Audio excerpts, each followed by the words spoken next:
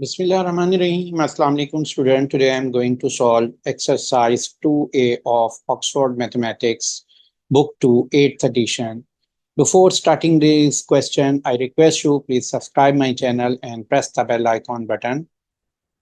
Exercise 2A question number 1 part A, write down the equation of the given horizontal line. यहाँ पर note करें कि line 1 and line 2 दो दी lines दी हुई हैं, ये हॉरिजॉन्टल लाइन है। तो हॉरिजॉन्टल लाइन की जो इक्वेशन होती है उसको आप जहन में रखें कि equation of horizontal line y equal to c होता है, यानी जो y इंटरसेप्ट है लाइन का वो वैल्यू आपने लिख देनी है, यानी y एक्सिस को जिस पॉइंट पे कट कर रही है।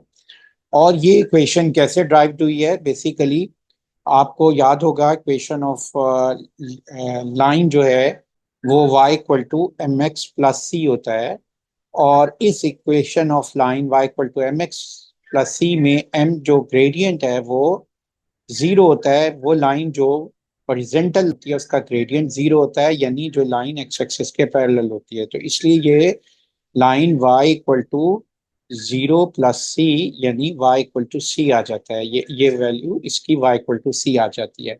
अब हम यहाँ पर इसकी इक्वेशन लिख सकते हैं। जो ये लाइन 1 का y इंटरसेप्ट क्या है, सी वाई इंटरसेप्ट 6 है, तो हम यहाँ y इक्वल टू 6 लिख देंगे। इसका equation of line y equal to -2 लिख लेंगे हम, क्योंकि इस लाइन 2 का y इंटरसेप्ट क्या है, -2 है।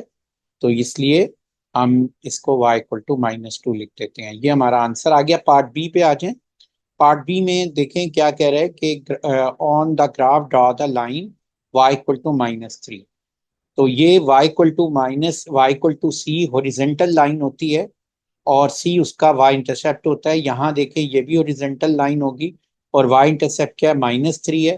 तो यहाँ पर हम ये एक लाइन ड्रॉ कर देंगे जो -3 से पास होती है और पैरेलल टू एक्स एक्सिस होती है, और इसको हॉरिजॉन्टल यानी हॉरिजॉन्टल लाइन है। तो ये लाइन y इक्वल टू -3 आ जाएगी। इसी तरह पार्ट सेकंड में y इक्वल टू 3 1/2 देखें, y एक्सिस पे 3 1/2 यानी 3.5 कहाँ आता है, ये इस पोजीशन पर आती है, ये वैल्यू है 3 1/2।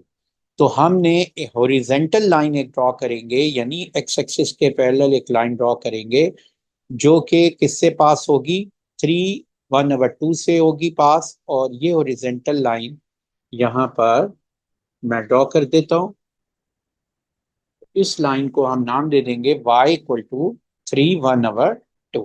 अब हम आ जाते हैं क्वेश्चन नंबर 2 पे। Question 2 part A, write down the equation of the vertical lines. देखें इक्वेशन ऑफ वर्टिकल लाइन होती है x इक्वल टू ए, और ए वो पॉइंट होता है जहां पर ये लाइन एक्स एक्सिस को इंटरसेक्ट कर रही है। तो इस पॉइंट को हम ये कहते हैं। तो ये इसी के अकॉर्डिंग हम यहाँ पर लाइन 1 की इक्वेशन लिख लेंगे। ये भी एक वर्टिकल लाइन है और एक्स एक्सिस को किस पॉइंट पे इंटरसेक्ट कर रही है, 1/2 पे।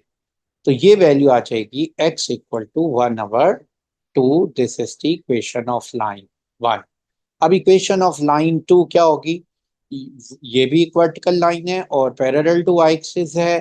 तो ये एक्स एक्सिस को किस पॉइंट पे इंटरसेक्ट कर रही है, -2 पे कर रही है। तो ये पॉइंट ए होगा और इसको हम लिख देंगे x इक्वल टू -2। तो ये लाइन 2 की इक्वेशन आ गई है। नेक्स्ट हमने करना है part B, on the graph draw the line x equal to 1।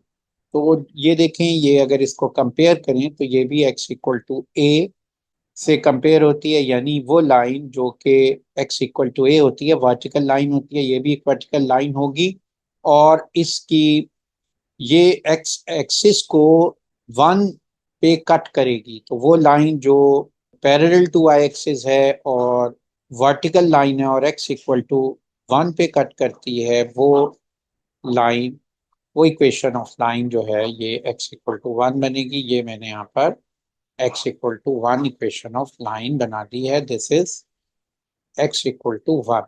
Next x equal to -2 1/2। तो ये लाइन एक वर्टिकल लाइन होगी और ये कहाँ पे इंटरसेक्ट करेगी, मिडिल ऑफ द -2 and 3। तो ये this is the vertical line ये वर्टिकल लाइन कहाँ जो है x इक्वल टू -2 1/2 होगी, और ये कहाँ से पास हो रही है? ये पास हो रही है मिडिल ऑफ द -3 एंड -2, और ये आ गई x इक्वल टू -2 1/2। ये वर्टिकल लाइन हमने ड्रॉ कर